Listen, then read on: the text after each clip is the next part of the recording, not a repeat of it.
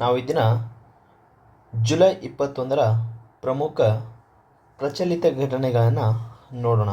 ಮೊದಲನೇ ಪ್ರಶ್ನೆ ಬಂದ್ಬಿಟ್ಟು, ಇತ್ತೀಚೆಗೆ NTPC ಕರ್ನಾಟಕದ ಕೂಡ್ಗಿಯಲ್ಲಿ ಭಾರತದ ಮೊದಲ 160 mega watt carbon dioxide battery energy storage system ಅನ್ನು ಕಾರ್ಯಾರಂಭ ಮಾಡಿದೆ. ಇದು ಕೆಳಗಿನ ಯಾವ ತಂತ್ರಜ್ಞಾನದ ವ್ಯಾಪ್ತಿಗೆ ಬರುತ್ತದೆ ಅಂತಕ್ಕಂಥದ್ದು. ನೋಡಿ, option B is the right answer. Long duration energy storage ಎಲ್ಲಿ? ಕೂಡ್ಗಿಯಲ್ಲಿ. ನೋಡಿ, ಜುಲೈ 21, 2026 ವರದಿಯಂತೆ NTPC ಕರ್ನಾಟಕದ ಕೂಡ್ಗಿಯಲ್ಲಿ, ಯಾವುದು NTPC ಸಂಸ್ಥೆ 160 ಮೆಗಾವ್ಯಾಟ್ ಸಾಮರ್ಥ್ಯದ ಕಾರ್ಬನ್ ಡೈಆಕ್ಸೈಡ್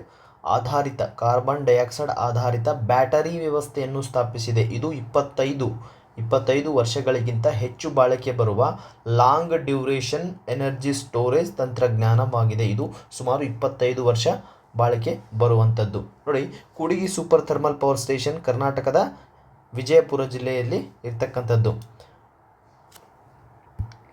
ನೋಡಿ, ಭಾರತವು 2070ರ ವೇಳೆಗೆ ನೆಟ್ ಜೀರೋ ಕಾರ್ಬನ್ ಗುರಿಯನ್ನು ಹೊಂದಿರತಕ್ಕಂಥದ್ದು. ಭಾರತದ ಮೊದಲ ಭೂ ಉಷ್ಣ ವಿದ್ಯುತ್ ಯೋಜನೆ ಲಡಾಖ್ನ ಪೂಗಾ ಕಣಿವೆಯಲ್ಲಿ ರೀಸೆಂಟಾಗಿ ಇದು ಸ್ಟಾರ್ಟ್ ಆಯಿತು. ಎಲ್ಲಿ? ಪೂಗಾ ಕಣಿವೆ ಇರೋದು ಎಲ್ಲಿ? ಲಡಾಖ್ನಲ್ಲಿ. ನೆಕ್ಸ್ಟ್ ಕ್ವಶನ್ ಈಸ್, ಭಾರತವು ವಿಶ್ವ ವಾಣಿಜ್ಯ ಸಂಸ್ಥೆಯ WTO ಫಿಶರೀಸ್ ಸಬ್ಸಿಡೀಸ್ ಒಪ್ಪಂದಕ್ಕೆ ಅಕ್ಕಿಂತ ಹಾಕಿದೆ. ಈ ಒಪ್ಪಂದಕ್ಕೆ ಸಂಬಂಧಿಸಿದಂತೆ ಕೆಳಗಿನ ಹೇಳಿಕೆಗಳನ್ನು ಪರಿಶೀಲಿಸಿ ಅಂತ ಕೊಟ್ಟಿದ್ದಾರೆ. ನೋಡಿ, ಸ್ಟೇಟ್ಮೆಂಟ್ 1 ಏನಿದೆ ಅಂದರೆ, ಈ ಒಪ್ಪಂದವು ಕಾನೂನುಬಾಹಿರ ಹಾಗೂ ಅನಿಯಂತ್ರಿತ ಮೀನುಗಾರಿಕೆ ಸಬ್ಸಿಡಿ ನಿಷೇಧಿಸುತ್ತದೆ. ಒಳನಾಡು ಮೀನುಗಾರಿಕೆ ಮತ್ತು ಅಕ್ವಾಕಲ್ಚರ್ ಈ ಒಪ್ಪಂದದ ನಿಷೇಧದ ವ್ಯಾಪ್ತಿಯಿಂದ ವಿನಾಯಿತಿ ಪಡೆದಿದೆ.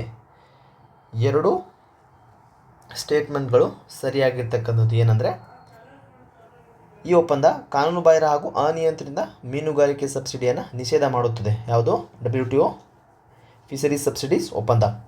ಸೊ ಇದು ಒಳನಾಡು ಮೀನುಗಾರಿಕೆ ಮತ್ತು ಅಕ್ವಾಕಲ್ಚರ್ ಈ ಒಪ್ಪಂದದ ನಿಷೇಧ ವ್ಯಾಪ್ತಿಯಿಂದ ವಿನಾಯಿತಿ. ಯಾವುದು? ಒಳನಾಡು ಮೀನುಗಾರಿಕೆ ಮತ್ತು ಅಕ್ವಾಕಲ್ಚರ್ ಈ ನಿಷೇಧದಿಂದ ವಿನಾಯಿತಿ ಪಡೆದಿರ್ತಕ್ಕಂಥದ್ದು. ಜುಲೈ 21, 2026ರಂದು ಭಾರತವು WTOನ AFS ಒಪ್ಪಂದವನ್ನು ಸ್ವೀಕರಿಸಿತು. ಯಾವಾಗ? ಜುಲೈ 21ರಂದು ಭಾರತ ಸ್ವೀಕಾರ ಮಾಡಿದೆ. ಇದು ಪರಿಸರ ಸುಸ್ಥಿರತೆಯ ಮೇಲಿನ WTOನ ಮೊದಲ ಬಹುಪಕ್ಷೀಯ ಒಪ್ಪಂದವಾಗಿದೆ. ಅಕ್ವಾಕಲ್ಚರ್ ಮತ್ತು ಒಳನಾಡು ಮೀನುಗಾರಿಕೆಗೆ ಸಂಪೂರ್ಣ ವಿನಾಯಿತಿ ನೀಡಲಾಗಿರ್ತಕ್ಕಂಥದ್ದು. ಯಾವುದು? ಅಕ್ವಾಕಲ್ಚರ್ ಮತ್ತು ಒಳನಾಡು ಮೀನುಗಾರಿಕೆ ಸಂಪೂರ್ಣ ವಿನಾಯಿತಿ ನೀಡಿದೆ. WTO ವರ್ಲ್ಡ್ ಟ್ರೇಡ್ ಆರ್ಗನೈಜೇಷನ್ನ ಕೇಂದ್ರ ಕಚೇರಿಯಲ್ಲಿದೆ, ಸ್ವಿಟ್ಜರ್ಲೆಂಡ್ನ ಜಿನೆವಾದಲ್ಲಿದೆ. ಭಾರತದ ಅತಿ ದೊಡ್ಡ ಸಾಗರ ಉತ್ಪನ್ನಗಳ ರಫ್ತು ಯಾವುದಂದರೆ ಸಿಗಡಿ, ಘನೀಕೃತ ಸಿಗಡಿ, ಫ್ರೋಝನ್ ಶ್ರಿಂಪ್, ಘನೀಕೃತ ಸಿಗಡಿ ಮೀನುಗಳು. ನೋಡಿ, 12ನೇ WTO ಮಂತ್ರಿಮಟ್ಟದ ಸಮಾವೇಶ MC12 ಜಿನೆವಾದಲ್ಲಿ ಎಲ್ಲಿ ನಡೀತಂದರೆ ಜಿನೆವಾದಲ್ಲಿ ನಡೆಯಿತು. ಸಂವಿಧಾನದ ವಿಧಿ 253 ಅಂತಾರಾಷ್ಟ್ರೀಯ ಒಪ್ಪಂದ ಜಾರಿಗೆ ಸಂಸತ್ತಿಗೆ ಅಧಿಕಾರ ಕೊಟ್ಟಿರ್ತಕ್ಕಂಥದ್ದು. ಯಾವುದು? ವಿಧಿ 253. ನೆಕ್ಸ್ಟ್ ಕ್ವಶನ್ ಈಸ್, ರಾಷ್ಟ್ರೀಯ ಧ್ವಜ ಸ್ವೀಕಾರ ದಿನ ಜುಲೈ 21ರಂದು ರಾಷ್ಟ್ರೀಯ ಧ್ವಜ ಸ್ವೀಕಾರ ದಿನ ಆಚರಿಸಲಾಗುತ್ತದೆ. ಕೆಳಗಿನ ಘಟನೆಗಳನ್ನು ಸರಿಯಾದ ಕಾಲಾನುಕ್ರಮದ ಕ್ರೊನಾಲಜಿಕಲ್ ಆರ್ಡರ್ನಲ್ಲಿ ಜೋಡಿಸಿ ಅಂತ ಇದೆ. ಧ್ವಜ ಸ್ವೀಕಾರ ದಿನ. ಸಂವಿಧಾನದ ಸಭೆಯು ತ್ರಿವರ್ಣ ಧ್ವಜವನ್ನು ರಾಷ್ಟ್ರೀಯ ಧ್ವಜವಾಗಿ ಅಂಗೀಕರಿಸಿದ್ದು ಅಲ್ಲ. ನೋಡಿ, ಫಸ್ಟ್ ಇದರಲ್ಲಿ ಮಂಗಲ್ ಪಾಂಡೆ ಬ್ಯಾರಕ್ಪುರದಲ್ಲಿ ಬ್ರಿಟಿಷ್ ಅಧಿಕಾರಿಗಳ ವಿರುದ್ಧ ದಂಗೆ ಎದ್ದದ್ದು. ಇದು ಫಸ್ಟ್ ಬರುತ್ತೆ, ಯಾಕಂದರೆ ಮಂಗಲ್ ಪಾಂಡೆ ಫಸ್ಟು ಬ್ಯಾರಕ್ಪುರದಲ್ಲಿ ಬ್ರಿಟಿಷರ ವಿರುದ್ಧ ದಂಗೆ ಹೇಳ್ತಾನೆ. ನೆಕ್ಸ್ಟ್ ನೋಡಿ, ಪಿಂಗಾಳಿ ವೆಂಕಯ್ಯ ವಿನ್ಯಾಸ ಮಾಡ್ತಾನೆ. ಯಾರನ್ನ? ಧ್ವಜವನ್ನು ವಿನ್ಯಾಸ ಮಾಡಿದ, ನಮ್ಮ ಭಾರತ ಧ್ವಜವನ್ನು ವಿನ್ಯಾಸ ಮಾಡಿದವರು ಪಿಂಗಾಳಿ ವೆಂಕಯ್ಯ. ಗಾಂಧೀಜಿಯವರಿಗೆ ಸಲ್ಲಿಸುತ್ತಾನೆ, ವಿನ್ಯಾಸ ಮಾಡಿ ಗಾಂಧೀಜಿಯವರಿಗೆ ಸಲ್ಲಿಸ್ತಾರೆ. ಆಮೇಲೆ ಅದ ನಂತರ ಘಟನೆ ಬಂದ್ಬಿಟ್ಟು, ಸಂವಿಧಾನ ಸಭೆಯು ತ್ರಿವರ್ಣ ಧ್ವಜವನ್ನು ರಾಷ್ಟ್ರೀಯ ಧ್ವಜವಾಗಿ ಅಂಗೀಕರಿಸಿದ್ದು. ಎಷ್ಟು? ಸಂವಿಧಾನ ಸಭೆಯು ತ್ರಿವರ್ಣ ಧ್ವಜವನ್ನು ರಾಷ್ಟ್ರೀಯ ಧ್ವಜವಾಗಿ ಅಂಗೀಕರಿಸಿದ್ದು. ಆಮೇಲೆ ಲಾಸ್ಟು ರಾಷ್ಟ್ರೀಯ ಧ್ವಜ ಸಂಹಿತೆ ಜಾರಿಗೆ ಬಂದದ್ದು. ಯಾವಾಗ? ಲಾಸ್ಟಿಗೆ ಬರುತ್ತೆ ಅದು. ನೋಡಿ, ಮಂಗಲ್ ಪಾಂಡೆ ದಂಗೆ ಎದ್ದಿದ್ದು ಯಾವಾಗ? ಇಸ್ವಿ ನೆನಪಿದ್ರೆ ಈ ಕ್ವಶನ್ನ ಆನ್ಸರ್ ಮಾಡ್ಬೋದು ನೀವು. ಮಂಗಲ್ ಪಾಂಡೆ ದಂಗೆ ಎದ್ದಿದ್ದು 1857ರಲ್ಲಿ. ಪಿಂಗಾಳಿ ವೆಂಕಯ್ಯ ವಿನ್ಯಾಸ ಮಾಡಿದ್ದು 1921ರಲ್ಲಿ ನಮ್ಮ ಭಾರತ ಧ್ವಜವನ್ನು ವಿನ್ಯಾಸ ಮಾಡಿದ್ದು. ಸಂವಿಧಾನ ಸಭೆಯಿಂದ ಧ್ವಜ ಸ್ವೀಕಾರ ಮಾಡಿದ್ದು ಜುಲೈ 22, 1947ರಲ್ಲಿ. ಧ್ವಜ ಸಮಿತಿ ಜಾರಿಯಾಗಿದ್ದು 2002ರಲ್ಲಿ. ನೋಡಿ, ಈ ಸಂಪೂರ್ಣವಾಗಿ ನಿಮಗೆ ಪರ್ಟಿಕ್ಯುಲರ್ ಹಿಸ್ಟ್ರಿ ಗೊತ್ತಿದ್ರೆ ಈ ಕ್ವಶನ್ನ 100% ಆನ್ಸರ್ ಮಾಡ್ಬೋದು. ಇವಾಗ ಇತ್ತೀಚೆಗೆ ಇದೇ ಥರ KA ಕ್ವಶನ್ ಕೇಳ್ತಿರೋದ್ರಿಂದ ಈ ಥರ ಕ್ವಶನ್ನ ಹಾಕಿರೋದು. ನೋಡಿ, ಮಂಗಲ್ ಪಾಂಡೆ 34ನೇ ಬೆಂಗಾಲ್ ನೇಟಿವ್ ಇನ್ಫಾಂಟ್ರಿಯಲ್ ಯೋಧರಾಗಿದ್ದರು. ಎಷ್ಟೇ? 34ನೇ ಬೆಂಗಾಲ್ ನೇಟಿವ್ ಇನ್ಫಾಂಟ್ರಿಯ ಯೋಧರಾಗಿದ್ದರು. ಯಾರು? ಮಂಗಲ್ ಪಾಂಡೆ. ರಾಷ್ಟ್ರೀಯ ಧ್ವಜದ ಉದ್ದ ಮತ್ತು ಅಗಲದ ಅನುಪಾತ ಎಷ್ಟಂದರೆ 3:2. ತುಂಬ ಸರಿ ಕ್ವಶನ್ ಆಗಿರೋದು 3:2. ಅಶೋಕ ಚಕ್ರದಲ್ಲಿ ಟೋಟಲ್ ಎಷ್ಟು ಕೆರೆ ಇದೆ? ಕಡ್ಡಿದೆ ಅಂದರೆ 24. ಕರ್ನಾಟಕದ ಧಾರವಾಡದ ಗರಗ ಜಾಗತಿಕ ಪ್ರಸಿದ್ಧಿ ಹೊಂದಿದೆ ಯಾವುದಕ್ಕೆ? ನಮ್ಮ ಧ್ವಜ ತಯಾರಿಕೆಯಲ್ಲಿ. ನೆಕ್ಸ್ಟ್ ಕ್ವಶನ್ ಈಸ್ ನೋಡಿ, ಕ್ಯೂಡೆಂಗಾ ರೀಸೆಂಟಾಗಿದ್ದು ನ್ಯೂಸಲ್ಲಿದ್ದು. ಕ್ಯೂಡೆಂಗಾ ಏನಂದರೆ ಇದು ಡೆಂಗು ಲಸಿಕೆ, ಡೆಂಗು ವ್ಯಾಕ್ಸಿನ್. ನೀತಿ ಆಯೋಗಕ್ಕೆ ಯಾವ್ದು ಬರುತ್ತೆ ನೋಡಿ? NITI Aayog bio economy road map 2030 bio economy road ಮ್ಯಾಪನ್ನು ತಂದಿರೋದು ಯಾವುದು? ನೀತಿ ಆಯೋಗ. 72ನೇ national film award, 72 national film award ಯಾವುದು ಬರುತ್ತೋ ಅಂದರೆ ನೋಡಿ, ಇಲ್ಲಿ ಚಲನಚಿತ್ರ ಪ್ರಶಸ್ತಿಗಳು ರೀಸೆಂಟಾಗಿ ನೀಡಿರ್ತಕ್ಕಂಥದ್ದು. ವಿಶ್ವಾಸ್ 2026 EPFO ಯೋಜನಾ ಚೌಕಟ್ಟು. EPFO ಪ್ರಸ್ತುತ ತುಂಬ ಚರ್ಚೆಯಲ್ಲಿತ್ತು. EPFO ಹೊಸ ಮಾದರಿಯ ಇನ್ಸ್ಟಿಟ್ಯೂಟ್ನ ತಂದಿರತಕ್ಕಂಥದ್ದು ಯಾವುದು? EPFO. ವಿಶ್ವಾಸ್ 2026 EPFOಕ್ಕೆ ಸಂಬಂಧಿಸಿರ್ತಕ್ಕಂಥದ್ದು. ನೋಡಿ, ಕ್ಯೂಡೆಂಗಾ ಎಂಬುದು ಅನುಮೋದಿತ ಡೆಂಗು ಲಸಿಕೆ. ನೀತಿ ಆಯೋಗವು ಡೆಂಗು ಲಸಿಕೆ ಆಗಿದೆ. ಆಮೇಲೆ ನೀತಿ ಆಯೋಗವು 2035ರ ಬಯೋ ಎಕನಾಮಿ ರೋಡ್ ಮ್ಯಾಪ್ ಬಿಡುಗಡೆ ಮಾಡಿದೆ. ಯಾವುದು? NITI Aayog bio economy road map. 72ನೇ ರಾಷ್ಟ್ರೀಯ ಚಲನಚಿತ್ರ ಪ್ರಶಸ್ತಿ ಜುಲೈ 2026ರಲ್ಲಿ ಘೋಷಣೆ ಆಗಿರ್ತಕ್ಕಂಥದ್ದು. EPFO ಸಂಸ್ಥೆಯು ವಿಶ್ವಾಸ್ 2026 ಯೋಜನೆಯನ್ನು ಜಾರಿಗೆ ತಂದಿರತಕ್ಕಂಥದ್ದು. ನೀತಿ ಆಯೋಗದ ಅಧ್ಯಕ್ಷ ಯಾರಾಗಿರ್ತಾರೆ ಅಂದರೆ ಭಾರತದ ಪ್ರಧಾನಮಂತ್ರಿಗಳು ಆಗಿರ್ತಾರೆ. ಡೆಂಗು ರೋಗವು ಆಡಿಸ್ ಈಜಿಪ್ಟೆ ವೈರಲ್ ರೋಗ. ಆಡಿಸ್ ಈಜಿಪ್ಟೆ ಅನ್ನೋ ಒಂದು ಸೊಳ್ಳೆಯಿಂದ ಬರ್ತಕ್ಕಂಥದ್ದು. EPFO ಕೇಂದ್ರ ಶ್ರಮ ಮತ್ತು ಉದ್ಯೋಗ ಸಚಿವಾಲಯದ ಅಡಿಯಲ್ಲಿ ಕಾರ್ಯನಿರ್ವಹಿಸುತ್ತದೆ. ಯಾವುದು? ಕೇಂದ್ರ ಶ್ರಮ ಮತ್ತು ಉದ್ಯೋಗ ಸಚಿವಾಲಯದಲ್ಲಿ ಅಡಿಯಲ್ಲಿ EPFO ಕಾರ್ಯನಿರ್ವಹಿಸುವಂಥದ್ದು. ಭಾರತದಲ್ಲಿ ಮೊದಲ ರಾಷ್ಟ್ರೀಯ ಚಲನಚಿತ್ರ ಪ್ರಶಸ್ತಿಗಳನ್ನು 1954ರಲ್ಲಿ ಮೊದಲ ಬಾರಿಗೆ ನೀಡಲು ಪ್ರಾರಂಭ ಮಾಡಲಾಯಿತು. ನೆಕ್ಸ್ಟ್ ಕ್ವಶನ್ ಈಸ್ ನೋಡಿ, ಸಮರ್ಥನೆ ಮತ್ತು ಕಾರಣ. ಈ ಥರ ಕ್ವಶನ್ ಕೇಳಿದರೆ, RBI ಬಿಡುಗಡೆ ಮಾಡಿದ ಹಣಕಾಸು ಸೇರ್ಪಡೆ ಸೂಚ್ಯಂಕ FI ಇಂಡೆಕ್ಸ್ 2026ರಲ್ಲಿ 70ಕ್ಕೆ ಏರಿಕೆಯಾಗಿದೆ. ಇದು ಸರಿಯಾದ ಸ್ಟೇಟ್ಮೆಂಟು. ಇದಕ್ಕೆ ಕಾರಣ ಸರಿನಾ? ಬ್ಯಾಂಕಿಂಗ್ ಸೇವೆಗಳ ಲಭ್ಯತೆ, ಬಳಕೆ ಮತ್ತು ಸೇವೆಯ ಗುಣಮಟ್ಟದಲ್ಲಿ ದೇಶಾದ್ಯಂತ ಸುಧಾರಣೆಯಾಗಿದೆ. ಬ್ಯಾಂಕಿಂಗ್ ಸೇವೆಗಳ ಲಭ್ಯತೆ, ಬಳಕೆ ಮತ್ತು ಸೇವೆಗಳ ಗುಣಮಟ್ಟದಲ್ಲಿ ದೇಶಾದ್ಯಂತ ಸುಧಾರಣೆ ಆಗಿರ್ತಕ್ಕಂಥದ್ದು. ನೋಡಿ, A ಮತ್ತು R ಎರಡೂ ಸರಿ ಮತ್ತು R ಎಂಬುದು Aಗೆ ಸರಿಯಾದ ವಿವರಣೆಯಾಗಿರ್ತಕ್ಕಂಥದ್ದು. ಎರಡೂ ಸರಿ. RBI ಬಿಡುಗಡೆ ಮಾಡಿದ ಹಣಕಾಸು ಸೇರ್ಪಡೆ ಸೂಚ್ಯಂಕ ಯಾವುದು? FI ಇಂಡೆಕ್ಸ್ 2025ರಲ್ಲಿ 70ಕ್ಕೆ ಏರಿಕೆಯಾಗಿದೆ, 70ನೇ ಸ್ಥಾನಕ್ಕೆ ಹೋಗಿರ್ತಕ್ಕಂಥದ್ದು. ಬ್ಯಾಂಕಿಂಗ್ ಸೇವೆಗಳ ಲಭ್ಯತೆ, ಬಳಕೆ ಮತ್ತು ಸೇವೆಗಳ ಗುಣಮಟ್ಟದಲ್ಲಿ ದೇಶದಿಂದ ಇದು ಸುಧಾರಣೆಯನ್ನು ಕಂಡಿರ್ತಕ್ಕಂಥದ್ದು. ನೋಡಿ, ಇಲ್ಲಿ RBI ಜುಲೈ 2026ರಲ್ಲಿ ಬಿಡುಗಡೆ ಮಾಡಿದ FI ಇಂಡೆಕ್ಸ್ ಮಾರ್ಚ್ 2026ಕ್ಕೆ 70ಕ್ಕೆ ತಲುಪಿದೆ. ಇದನ್ನು 0ರಿಂದ 100ರವರೆಗೆ ಅಳೆಯಲಾಗುತ್ತದೆ. ಆಕ್ಸೆಸ್ ಯೂಸೇಜ್ ಕ್ವಾಲಿಟಿ ಪ್ಯಾರಾಮೀಟರ್ಗಳನ್ನು ಬೇಸ್ ಇಟ್ಕೊಂಡು ಇದನ್ನು ಅಳೆಯಲಾಗುತ್ತೆ. ಯಾವುದು? Access usage and quality parameters. ನೋಡಿ, RBI ಸ್ಥಾಪನೆಯಾಗಿದ್ದು ಏಪ್ರಿಲ್ 1, 1935. ಯಾವ ಆಯೋಗ? ಹಿಲ್ಟನ್ ಅಂಡ್ FI ಇಂಡೆಕ್ಸ್ಗೆ ಯಾವುದೇ ಆಧಾರ ವರ್ಷ ಬೇಸ್ ಇಯರ್ ಇಲ್ಲ. ಯಾವುದಕ್ಕೆ? FI ಇಂಡೆಕ್ಸ್ಗೆ ಯಾವುದೇ ಆಧಾರ ವರ್ಷ ಇರಲ್ಲ. FI ಇಂಡೆಕ್ಸ್ ಆಧಾರ ವರ್ಷ ಯಾವುದು ಅಂತ ಕೇಳಿಬಿಡ್ತಾರೆ ಕ್ವಶನ್ ಪೇಪರಲ್ಲಿ. ಆವಾಗ ಯಾವುದೋ ಒಂದು ಹಾಕಿದರೆ ಆಧಾರ ವರ್ಷ ಇಲ್ಲ, ಯಾವುದಕ್ಕೆ? ಬೇಸ್ ಇಯರ್ ಇಲ್ಲ. ಯಾವುದು? FI ಇಂಡೆಕ್ಸ್ಗೆ. ಪ್ರಧಾನಮಂತ್ರಿ ಜನ್ಧನ್ ಯೋಜನೆ ಹಣಕಾಸು ಸೇರ್ಪಡೆಯ ಪ್ರಮುಖ ಯೋಜನೆಯಾಗಿದೆ. ಯಾವುದು? ಪ್ರಧಾನಮಂತ್ರಿ PMJDY ಫುಲ್ ಫಾರ್ಮ್ ಕೇಳ್ತಾರೆ. PMJDY ಪ್ರಧಾನಮಂತ್ರಿ ಜನ್ಧನ್ ಯೋಜನೆ. RBIನ ಪ್ರಸ್ತುತ ಕೇಂದ್ರ ಕಚೇರಿ ಎಲ್ಲಿದೆ ಅಂದರೆ ಅದು ಮುಂಬೈನಲ್ಲಿ ಇರ್ತಕ್ಕಂಥದ್ದು. ನೋಡಿ, ನೆಕ್ಸ್ಟ್ ಕ್ವಶನ್ ಈಸ್ ಇತ್ತೀಚೆಗೆ ಪ್ರಕಟಗೊಂಡ 60ನೇ ಜ್ಞಾನಪೀಠ ಪ್ರಶಸ್ತಿ 2025-26ಗೆ ಭಾಜನರಾದ ಪ್ರಸಿದ್ಧ ತಮಿಳು ಸಾಹಿತಿ ಮತ್ತು ಗೀತ ರಚನೆಕಾರ ಯಾರು? Option B Vairamuthu. ಯಾರು? ವೈರಮುತ್ತು. 60ನೇ ಜ್ಞಾನಪೀಠ ಪ್ರಶಸ್ತಿ. ನೋಡಿ 60ನೇ ಜ್ಞಾನಪೀಠ ಪ್ರಶಸ್ತಿಯನ್ನು ಪ್ರಸಿದ್ಧ ತಮಿಳು ಸಾಹಿತಿ ವೈರಮುತ್ತು ಅವರಿಗೆ ಭಾರತೀಯ ಸಾಹಿತ್ಯಕ್ಕೆ ನೀಡಿದ ಜೀವಮಾನ ಕೊಡುಗೆಗಾಗಿ ಜುಲೈ 2026ಕ್ಕೆ ಘೋಷಿಸಲಾಯಿತು. ಯಾರಿಗೆ? ವೈರಮುತ್ತು. 60ನೇ ಜ್ಞಾನಪೀಠ ಪ್ರಶಸ್ತಿ ವೈರಮುತ್ತು. ಜ್ಞಾನಪೀಠ ಪ್ರಶಸ್ತಿ ಪಡೆದ ಮೊದಲ ಕನ್ನಡಿಗ ಅಂದರೆ ಅದು ಕುವೆಂಪು, ಕುಪ್ಪಳ್ಳಿ ವೆಂಕಟಪ್ಪ ಪುಟ್ಟಪ್ಪ. ಅದು ಯಾವ ಇಸ್ವಿಯಲ್ಲಿ? 1967ರಲ್ಲಿ ಪಡೆದಿರತಕ್ಕಂಥದ್ದು. ಕನ್ನಡ ಭಾಷೆಗೆ ಒಟ್ಟು 8 ಜ್ಞಾನಪೀಠ ಪ್ರಶಸ್ತಿಗಳು ಲಭ್ಯವಾಗಿರ್ತಾರೆ. ಆಮೇಲೆ ಜ್ಞಾನಪೀಠ ಪ್ರಶಸ್ತಿಯು ವಾಗ್ದೇವಿ ಸರಸ್ವತಿ ವೆಂಚದ ಕಂಚಿನ ವಿಗ್ರಹವಾಗಿದೆ. ಯಾವುದು? ವಾಗ್ದೇವಿಯನ್ನು ಸರಸ್ವತಿ ವೆಂಚದ ಕಂಚಿನ ವಿಗ್ರಹ. ಯಾವಾಗ ಸ್ಥಾಪನೆ ಆಯಿತು ಇದು? 1961ರಲ್ಲಿ ಸ್ಥಾಪನೆ ಆಗಿರ್ತಕ್ಕಂಥದ್ದು. ಯಾವುದು? ಜ್ಞಾನಪೀಠ ಪ್ರಶಸ್ತಿ. ನೆಕ್ಸ್ಟ್ ಕ್ವಶನ್ ಈಸ್, ಜುಲೈ 2026ರಲ್ಲಿ ನಡೆದ ಜಪಾನ್ ಓಪನ್ ಬ್ಯಾಡ್ಮಿಂಟನ್ ಟೂರ್ನಿಯ ಮಹಿಳಾ ಸಿಂಗಲ್ಸ್ ಶೀರ್ಷಿಕೆ ಗೆದ್ದು ಇತಿಹಾಸ ನಿರ್ಮಿಸಿದ ಭಾರತೀಯ ಆಟಗಾರ್ತಿ ಯಾರು? ಜಪಾನ್ ಓಪನ್ ಬ್ಯಾಡ್ಮಿಂಟನ್ ಯಾವುದು? ಪಿ.ವಿ. ಸಿಂಧು ಅವರು ಜುಲೈ 21, 2026ರಂದು ಜಪಾನ್ ಓಪನ್ ಬ್ಯಾಡ್ಮಿಂಟನ್ ಫೈನಲ್ನಲ್ಲಿ ಚೀನಾ ಆಟಗಾರ್ತಿಯನ್ನು ಸೋಲಿಸಿ ಪ್ರಶಸ್ತಿ ಮುಡಿಗೇರಿಸಿಕೊಂಡಿರ್ತಾರೆ. ಯಾರು? ಪಿ.ವಿ. ಸಿಂಧು ಒಲಿಂಪಿಕ್ಸ್ನಲ್ಲಿ 2 ಪದಕ, 1 ಬೆಳ್ಳಿ 1 ಕಂಚಿನ ಪದಕವನ್ನು ಪಡೆದಿರ್ತಾರೆ. ಬ್ಯಾಡ್ಮಿಂಟನ್ ವರ್ಲ್ಡ್ ಫೆಡರೇಷನ್ ಕೇಂದ್ರ ಕಚೇರಿ ಇರೋದು ಎಲ್ಲಿಂದರೆ ಮಲೇಷಿಯಾದ ಕೌಲಾಲಂಪುರ. ಯಾವುದು? ಮಲೇಷಿಯಾದ ಕೌಲಾಲಂಪುರದಲ್ಲಿ ಬ್ಯಾಡ್ಮಿಂಟನ್ ವರ್ಲ್ಡ್ ಫೆಡರೇಷನ್ ಇರ್ತಕ್ಕಂಥದ್ದು. ನೋಡಿ, ಥಾಮಸ್ ಕಪ್ ಯಾವುದಕ್ಕೆ ಸಂಬಂಧಿಸಿದೆ? ಪುರುಷರ ಬ್ಯಾಡ್ಮಿಂಟನ್ಗೆ ಸಂಬಂಧಿಸಿದ್ದು. ಯಾವುದು? Thomas cup. ಊಬರ್ ಕಪ್ ಮಹಿಳಾ ಬ್ಯಾಡ್ಮಿಂಟನ್ಗೆ ಸಂಬಂಧಿಸಿದೆ. ಊಬರ್ ಕಪ್ ಮಹಿಳಾ ಬ್ಯಾಡ್ಮಿಂಟನ್. ನೋಡಿ, ಭಾರತದ ಮೊದಲ ಖಾಸಗಿ ಆರ್ಬಿಟಲ್ ರಾಕೆಟ್ ವಿಕ್ರಮ್ 1 ಅನ್ನು ಯಶಸ್ವಿಯಾಗಿ ಉಡಾವಣೆ ಮಾಡಿದ ಹೈದರಾಬಾದ್ ಮೂಲದ ಬಾಹ್ಯಾಕಾಶ ಸಂಸ್ಥೆ ಯಾವುದಂದರೆ ಸ್ಕೈರೂಟ್ ಏರೋಸ್ಪೇಸ್ ಸಂಸ್ಥೆ. ಇದು ಹೈದರಾಬಾದ್ ಮೂಲದ ಒಂದು ಖಾಸಗಿ ಬಾಹ್ಯಾಕಾಶ ಸಂಸ್ಥೆ ಆಗಿರ್ತಕ್ಕಂಥದ್ದು.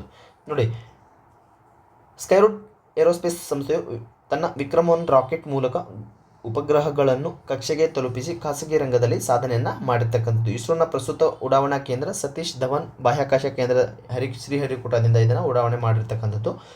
ಕರ್ನಾಟಕದ ದೇವನಹಳ್ಳಿಯಲ್ಲಿ ಬಾಹ್ಯಾಕಾಶ ಉಪಕರಣ ಉತ್ಪಾದನಾ ಪಾರ್ಕ್ ಸ್ಥಾಪಿಸಲಾಗಿದೆ. ಇಲ್ಲಿ ಕರ್ನಾಟಕದ ದೇವನಹಳ್ಳಿಯಲ್ಲಿ ಬೆಂಗಳೂರು ಹತ್ರ ಇದೆ. ದೇವನಹಳ್ಳಿಯಲ್ಲಿ ಬಾಹ್ಯಾಕಾಶ ಉಪಕರಣ ಉತ್ಪಾದನಾ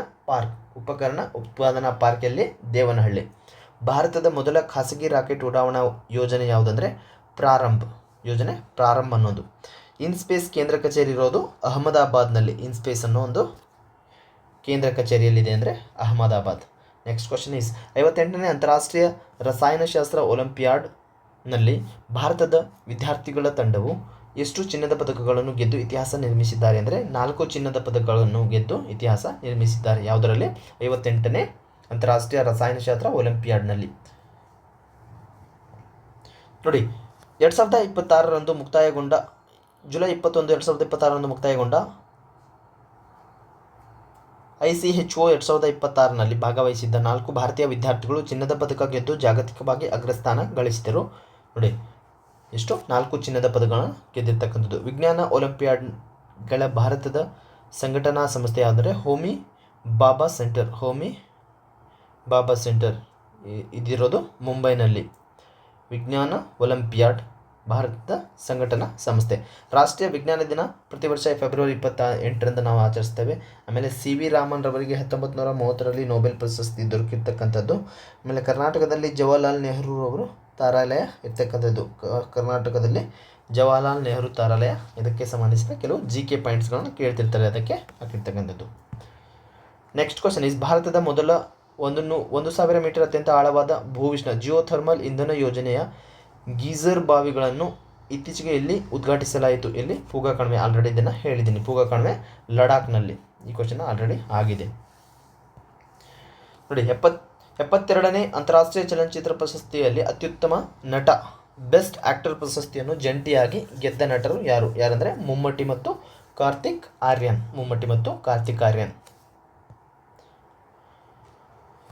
ಜುಲೈ 2026ರ ರಾಷ್ಟ್ರೀಯ ಚಲನಚಿತ್ರ ಪ್ರಶಸ್ತಿಯಲ್ಲಿ ಮಮ್ಮೂಟಿ ಅಂದರೆ ಬ್ರಹ್ಮಯುಗಂ ಎಂಬ ಮೂವಿಗೆ ಇವರಿಗೆ ಸಿಕ್ಕಿರ್ತಕ್ಕಂಥದ್ದು. ಆಮೇಲೆ Karthik Aryan Hindi actor, Mammootty Malayalam actor. Karthik Aryan Chandu champion ಅತ್ಯುತ್ತಮ ನಟ ಪ್ರಶಸ್ತಿ ಹಂಚಿಕೊಂಡಿದ್ದಾರೆ. ಚಂದು ಚಾಂಪಿಯನ್ ಎಂಬ ಚಿತ್ರಕ್ಕೆ. ದಾದಾ ಸಾಹೇಬ್ ಫಾಲ್ಕೆ ಪ್ರಶಸ್ತಿಯು ಭಾರತೀಯ ಚಿತ್ರರಂಗದ ಅತ್ಯುನ್ನತ ಪ್ರಶಸ್ತಿಯಾಗಿರ್ತದೆ. ಚಿತ್ರರಂಗಕ್ಕೆ ಬಂದುಬಿಟ್ರೆ ದಾದಾ ಸಾಹೇಬ್ ಫಾಲ್ಕೆ ಪ್ರಶಸ್ತಿ ಭಾರತೀಯ ಚಿತ್ರರಂಗದ ಅತ್ಯುನ್ನತ ಪ್ರಶಸ್ತಿಯಾಗಿರ್ತಕ್ಕಂಥದ್ದು. ಮೊದಲು ದಾದಾ ಸಾಹೇಬ್ ಫಾಲ್ಕೆ ಪ್ರಶಸ್ತಿ ವಿಜೇತರು ದೇವಿಕಾ ರಾಣಿ, ಅದು 1969ರಲ್ಲಿ ಅವರಿಗೆ ಸಿಕ್ಕಿರ್ತಕ್ಕಂಥದ್ದು. ಕನ್ನಡದ ಕಾಂತಾರ ಚಿತ್ರಕ್ಕೆ 70ನೇ ಪ್ರಶಸ್ತಿಯಲ್ಲಿ ರಿಷಬ್ ಶೆಟ್ಟಿ ಪ್ರಶಸ್ತಿ ಪಡೆದಿರ್ತಕ್ಕಂಥ 70ನೇ ಪ್ರಶಸ್ತಿ ಯಾರು? ರಿಷಬ್ ಶೆಟ್ಟಿ, ಕಾಂತಾರ ಚಿತ್ರ. ರಾಷ್ಟ್ರೀಯ ಪ್ರಶಸ್ತಿಯನ್ನು ಮಾಹಿತಿ ಮತ್ತು ಪ್ರಸಾರ ಸಚಿವಾಲಯ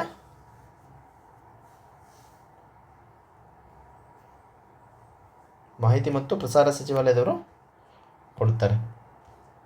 ನೆಕ್ಸ್ಟ್ ಕ್ವಶನ್ ಇಸ್, ನೀತಿ ಆಯೋಗವು 2035ರ ವೇಳೆಗೆ ಭಾರತವನ್ನು $691 ಬಿಲಿಯನ್ ಬಯೋ ಎಕನಾಮಿಕನ್ನಾಗಿ ಮಾಡಲು ಪ್ರಸ್ತಾವಿಸಿದ ಬಯೋ ಎಕನಾಮಿಕ್ ಗ್ರೋತ್ ಫಂಡ್ನ ಮೊತ್ತ ಎಷ್ಟು? ಅಂದರೆ 50,000 ಕೋಟಿ. ಬಯೋ ಎಕನಾಮಿಕ್ ಫಂಡ್ನ ಗ್ರೋತ್ ಫಂಡ್ನ ಮೊತ್ತ 50,000 ಕೋಟಿ.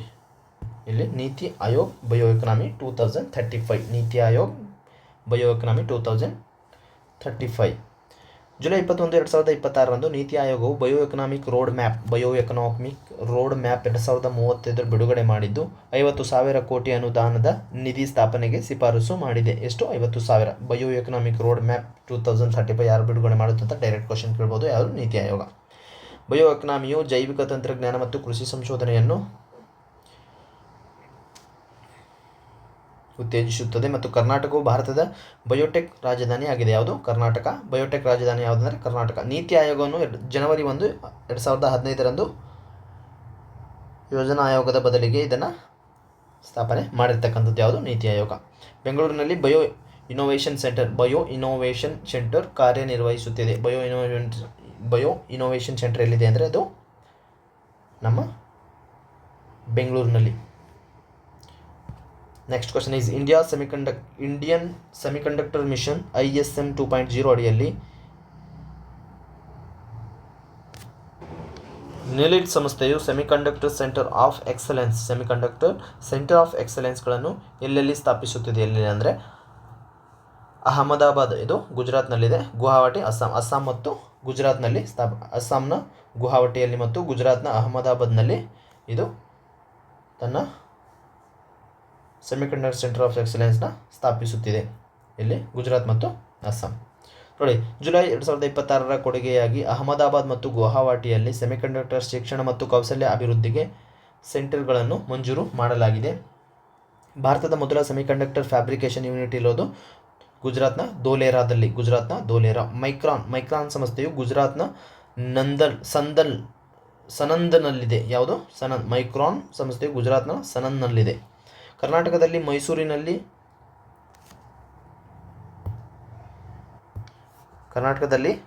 ಇದು ಪ್ರಸ್ತಾವನೆಯಲ್ಲಿರ್ತಕ್ಕಂಥದ್ದು. ಎಲೆಕ್ಟ್ರಾನಿಕ್ಸ್ ಮತ್ತು IT ಸಚಿವಾಲಯವು ISM ಮಿಷನ್ ಅನ್ನು ನಿರ್ವಹಿಸುತ್ತದೆ. ಯಾವುದು? ಎಲೆಕ್ಟ್ರಾನಿಕ್ಸ್ ಮತ್ತು IT ಸಚಿವಾಲಯ. ನೆಕ್ಸ್ಟ್ ಕ್ವಶನ್ ಈಸ್, ಪ್ರತಿ ವರ್ಷ ಜುಲೈ 21ರಂದು ಆಚರಿಸಲಾಗುವ ಅಂತಾರಾಷ್ಟ್ರೀಯ ಚಂದ್ರ ದಿನ ಇಂಟರ್ನ್ಯಾಷನಲ್ ಮೂನ್ ಡೇವನ್ನು UNGA ಯಾವ ಐತಿಹಾಸಿಕ ಘಟನೆಯ ಸವಿನೆನಪಿಗಾಗಿ ಘೋಷಿಸಿದೆ? ಯಾವುದು? ಅಪೋಲೋ 11 ಮಾನವ ಚಂದ್ರನ ಮೇಲೆ ಕಾಲಿಟ್ಟದ್ದು. ಯಾವುದು? ಜುಲೈ 21 ಅಪೋಲೋ 11 ಮಾನವ ಚಂದ್ರನ ಮೇಲೆ ಕಾಲಿಟ್ಟಿದ್ದು. ಅಮೆರಿಕ ಮೂಲದ ಕಂಪನಿ ಅಪೋಲೋ 11 ಮಾನವರು ಚಂದ್ರ ಮೇಲೆ ಕಾಲಿಟ್ಟಿದ್ದು. ಯಾವುದು? 1969ರಲ್ಲಿ ಅವರು ಚಂದ್ರ ಮೇಲೆ ನಡೆದಾಡಿಕೊಂಡು ಬಂದಿರ್ತಾರೆ. ಯಾರು ಫಸ್ಟ್ ವ್ಯಕ್ತಿ ಮಿಲಿಟೋನು? ನೀಲ್ ಆರ್ಮ್ಸ್ಟ್ರಾಂಗ್. ನೋಡಿ, 1969 ಜುಲೈ 26, 21ರಂದು ನೀಲ್ ಆರ್ಮ್ಸ್ಟ್ರಾಂಗ್ ಮತ್ತು ಬಜ್ ಆಲ್ಡ್ರಿನ್ ಅಪೋಲೋ 11 ಮೂಲಕ ಚಂದ್ರ ಮೇಲೆ ಇಳಿದರು. ಇದರ ಸವಿನೆನಪಿಗಾಗಿ UNGA 2021ರಲ್ಲಿ ಈ ದಿನ ಘೋಷಿಸಲಾಯಿತು. UNGA ನಲ್ಲಿ 2021ರಲ್ಲಿ ಈ ದಿನವನ್ನು ಆಚರಣೆ ಮಾಡಬೇಕೆಂದು ಘೋಷಣೆ ಮಾಡಲಾಗಿದೆ. ನೋಡಿ, ಭಾರತವು ಆಗಸ್ಟ್ 23ನ್ನು ರಾಷ್ಟ್ರೀಯ ಬಾಹ್ಯಾಕಾಶ ದಿನವನ್ನಾಗಿ ಆಚರಣೆ ಮಾಡುತ್ತದೆ. ಯಾವುದು? ಆಗಸ್ಟ್ 23. ಚಂದ್ರಯಾನ 3 ಲ್ಯಾಂಡಿಂಗ್ ತಾಣಕ್ಕೆ ಶಿವಶಕ್ತಿ ಅಂತ ಹೆಸರಿಟ್ಟಿದ್ದಾರೆ. ಶಿವಶಕ್ತಿ ಪಾಯಿಂಟ್ ಅಂತ. ಚಂದ್ರಯಾನ 2 ಲ್ಯಾಂಡರ್ ಪತನಗೊಂಡ ಸ್ಥಳ ಯಾವುದಂದರೆ ತಿರಂಗ ಪಾಯಿಂಟ್ ಅಂತ. ಪತನಗೊಂಡ ಸ್ಥಳಕ್ಕೆ ತಿರಂಗ ಪಾಯಿಂಟ್ ಅಂತ ಹೆಸರಿಟ್ಟಿರ್ತಕ್ಕಂಥದ್ದು. ಚಂದ್ರನ ಮೇಲ್ಮೈ ಅಧ್ಯಯನ ಶಾಸ್ತ್ರವನ್ನು ಏನಂತ ಕರೀತಾರೆ ಅಂದರೆ ಸೆಲೆನಾಲಜಿ. ಚಂದ್ರನ ಮೇಲ್ಮೈ ಅಧ್ಯಯನವನ್ನು ನಾವು ಸೆಲೆನಾಲಜಿ ಅಂತಕ್ಕಂಥದ್ದು. ನೆಕ್ಸ್ಟ್ ಕ್ವಶನ್ ಈಸ್, ಇತ್ತೀಚೆಗೆ ಪರಿಷ್ಕರಿಸಲಾದ ಇಂಡೆಕ್ಸ್ ಆಫ್ ಕೋರ್ ಇಂಡಸ್ಟ್ರೀಸ್ಗೆ ಸಂಬಂಧಿಸಿದಂತೆ ಹೊಸದಾಗಿ 9ನೇ ಮೂಲಭೂತ ಕೈಗಾರಿಕೆಯಾಗಿ ಸೇರ್ಪಡೆಗೊಂಡ ಕ್ಷೇತ್ರ ಯಾವುದಂದರೆ ಕಬ್ಬಿಣದ ಆಮದು, iron ore extraction. Index of core industries. ನೋಡಿ, ಜುಲೈ 2026ರ ಪರಿಷ್ಕರಣೆಯ ಪ್ರಕಾರ ಮೂಲಭೂತ ಕೈಗಾರಿಕೆಗಳ ಪಟ್ಟಿಗೆ ಐರನ್ ಓರ್ ಸೇರ್ಪಡೆಯಾಗಿದ್ದು, ಇದರ ಆಧಾರ ವರ್ಷವನ್ನು 2022-23ಕ್ಕೆ ನವೀಕರಿಸಲಾಗಿರ್ತಕ್ಕಂಥದ್ದು. ಎಲ್ಲಿ 2022-23ಕ್ಕೆ. ICI ಸೂಚ್ಯಂಕದಲ್ಲಿ ಅತ್ಯಂತ ಹೆಚ್ಚು ತೂಕ ವೇಟೇಜ್ ಹೊಂದಿರುವ ಕ್ಷೇತ್ರ ಅಂದರೆ ಅದು ರಿಫೈನರಿ ಉತ್ಪನ್ನಗಳು. ಕರ್ನಾಟಕದಲ್ಲಿ ಬಳ್ಳಾರಿಯ ಸಂಡೂರು ಪ್ರದೇಶವು ಅತಿ ಹೆಚ್ಚು ಕಬ್ಬಿಣದ ಅದಿರನ್ನು ಹೊಂದಿರತಕ್ಕಂಥದ್ದು. ನೋಡಿ, IIPB ಸೂಚ್ಯಂಕವನ್ನು ರಾಷ್ಟ್ರೀಯ ಸಾಂಖ್ಯಿಕ ಕಚೇರಿ ಬಿಡುಗಡೆ ಮಾಡುತ್ತದೆ. ಯಾವುದು? IIPB. ಕುದುರೆಮುಖ ಕಬ್ಬಿಣದ ಆಮದು ಕಂಪನಿ ಯಾವುದಂದರೆ ಚಿಕ್ಕಮಗಳೂರಿನಲ್ಲಿ ಕಾರ್ಯನಿರ್ವಹಿಸುತ್ತದೆ. ಕುದುರೆಮುಖ ಕಬ್ಬಿಣದ ಆಮದು ಕಂಪನಿ KIOCL.